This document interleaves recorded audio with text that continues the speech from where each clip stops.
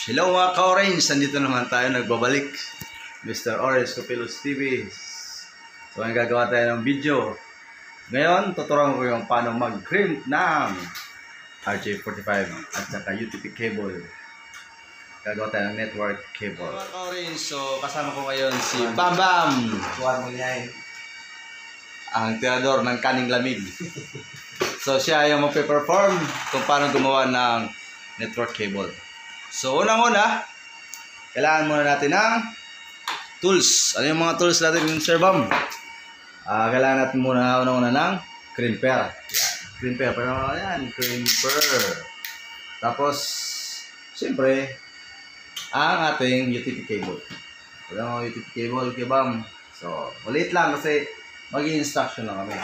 Tapos, kailangan din natin ng RJ45. Pakilala natin yung 45 Kuya Bam. Ayan mga ka-orange, RJ45. So ngayon, may twist ngayon ng RJ45 kasi ang RJ45 natin is pass-through. Pass-through. Meaning, yung wire lumulusot na dito. So, mas mabilis na to i-crimp at putulin kasi yung pagkapasok ng wire nito hindi na nagkakabaliktad. Unlike noon, yung RJ45 ay walang butas. So, may hangganan lang. Parang siya. May hangganan. So, ano pa ang kailangan natin, Sir Bam? Siyempre, yung tester. Nasa yung tester natin? Yung tester. Ayun pa. Naglo-loading. Sige, Brad. Shoutout sa'yo. Brad. Nasa na, Sir Bam, yung ating tester. Yes. Tester.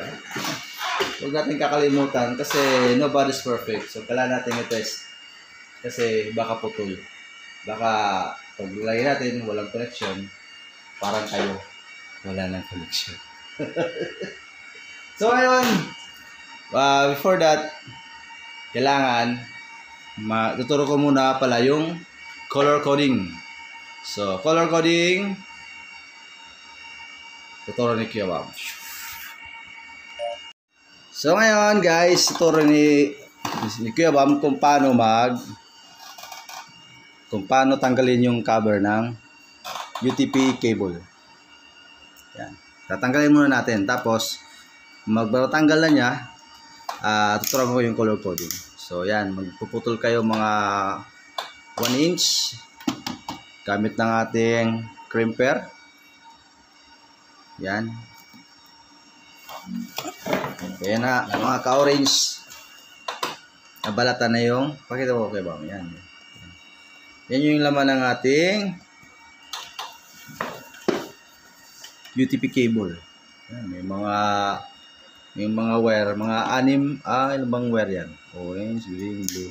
Mga 8, no, white. With different color. Tapos, meron po yung color coding. So, may yung color coding sa class A, color coding. May white, yung class A is white, green, green.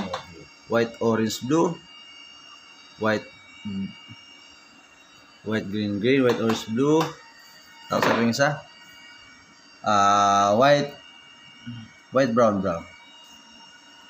Ano ba? Tama. White, orange, blue pala at saka white, blue, orange. Kakamali tayo eh.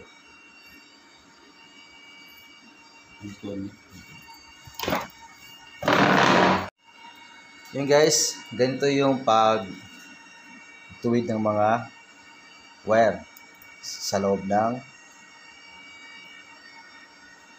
UTP cable. So, napansin nyo, may different colors. So, may white, green, green, white, blue, blue, white, orange, orange, saka white, brown, brown. Dito wheel kasi para malinis yung pagkakabit patungo sa RJ45. O yan guys, tuturo ni Kuya Bam kung paano mag-color coding ng category B. Sige ba? Category B na color coding. So, una, white, orange. Kita nyo? Yung isang cable, white, orange, orange. Tapos, second is orange. Next, ang kasunod is white green. White and green na wire. Tapos, ang kasunod is blue. Yan. Next naman, kaya ba, is white blue. Tapos, sunod is color green. Yan. Next naman is white brown. And last is color brown. Yan.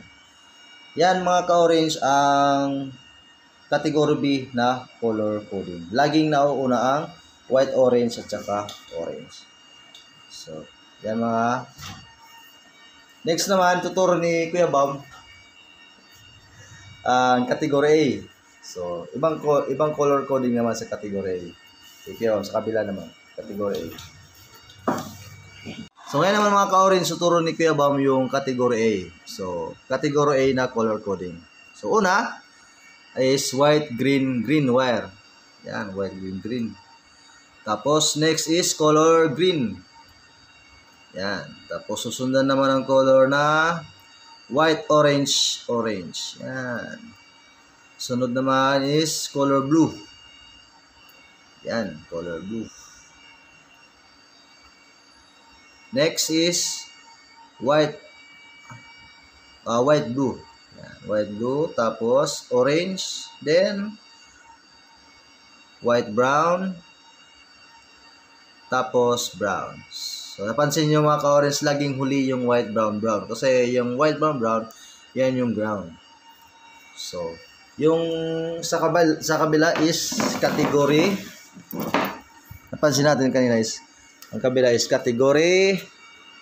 Ito yung category B, which is white, orange, orange, white, green, blue, green, white, brown, brown. Sa kabila naman, kinamit ni Sir Bam is white, green, green. So, napansin nyo mga ka-orange, magkaiba yung color coding nila. So, ito yung tinatawag na crossover cable. So, magkaiba yung color coding nila yung sa hulihan. Ha? So, ginagamit lang to mga ka-orange kung magko-connect tayo ng same device like computer to computer. So, hindi na dadaan sa router. Yan guys. Pero, kung ang pag-connect nyo naman is from computer to switch or computer to router or router to switch, ang gagamitin naman is straight through cable. So, ano ang straight through cable? Madali lang. Ang straight through cable naman is parehong color coding ang ginamit. Kung ang sa kabila is category B, which is white, orange, orange, ganitong color coding, at sa kabila din ay ang gagawin mo is white, orange, orange din, which is the category B na color coding. Kung white, green, green naman yung inuna mo na color coding is category A, dapat ang gagamitin mo sa ulian is category A din. So, yun lang ang difference ng straight through at saka crossover cable. So, mamaya naman ituturo ni Kuya Bam kung paano maglagay na ng RJ45 at paano na i-crimp, i-lock itong mga wire na to. Ayan guys, ngayon naman ituturo na ni Kuya Bam kung paano maglagay na ng RJ45 at paano na ito i-crimp. So first, naayos niya muna yung mga wire para siguradong tuwid, para hindi baliktad ang pagkakalagay. So papasok na ni Kuya Bam yung note mga ka-orange, dapat paglalagay ng RJ45, nakikita nyo yan, may ano yan eh, may kawit to. Kung magkakawit na sa wire, dapat lagi itong nasa ilalim. Yan yung pagkakalagay niya. Yan, pasok. So, since straight through, since fast through yung ating RJ45, so ipapalusot lang natin. Tapos check ni Kuya Bam kung sakto ba yung pagkasusunod. Yan. Tapos, yung jacket, huwag masyadong dikit. Napasok na. Then, gamit tayo ng crimping tools. So, itong crimping tools is pang pass through. Yan, lagay. Tapos, pakita mo Kuya Bam sa likod. Yan. Tapos dahan-dahan. Higpit, dikit. Sige. Yun. Putol na. So, check natin. So, may naka ano pa. Ayan na guys. So, na-crimp na ang ating RJ45. So, malinis. So, compare nung dati na RJ45, medyo madali ito ngayon. Kasi, hindi mo na ayusin pa. Hindi mo na i-check kung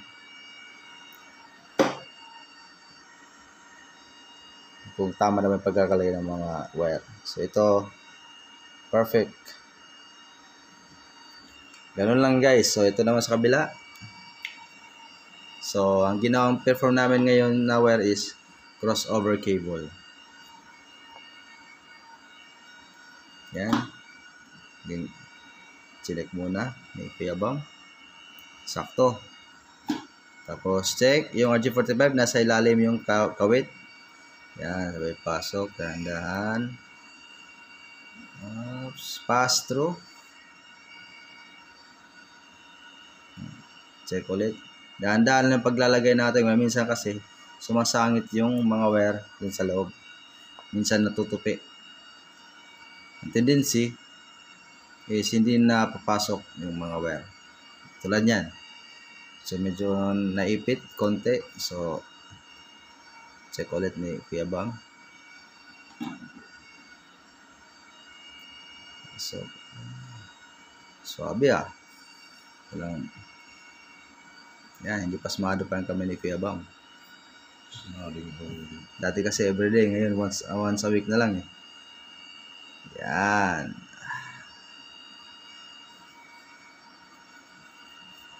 Pasok. Then, ready na, crimp na. Papasok dyan sa ating crimping tools.